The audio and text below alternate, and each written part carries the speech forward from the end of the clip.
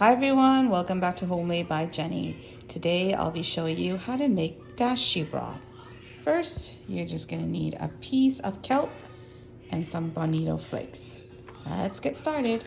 So in a pot here, I'm just gonna put in one piece of kelp, and what I'm gonna do is what they call a cold brew. So basically I'm just putting in a piece of kelp and I'm gonna add water and let it sit for a couple hours. And after a couple hours, I will bring it up to a boil. And once it comes to a boil, I will add in my bonito flakes and turn the temperature up and just let it sit for about half an hour and then strain. Let's get started with this. Now I have my kelp in here and I'm just going to add water to this.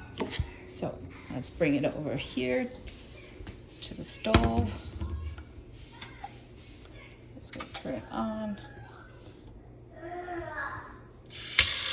I'm making this because tonight I'm making sukiyaki for dinner. So I'm going to be adding just enough water to make enough dashi for tonight. There we go. And that's it. And just let it sit for a few hours and come back to it. So now that my kelp has been soaking in my water for a couple hours, I'm just going to turn on the stove and bring this up to a boil. So it's just going here right now. I'm just gonna put a lid on it so it's quicker.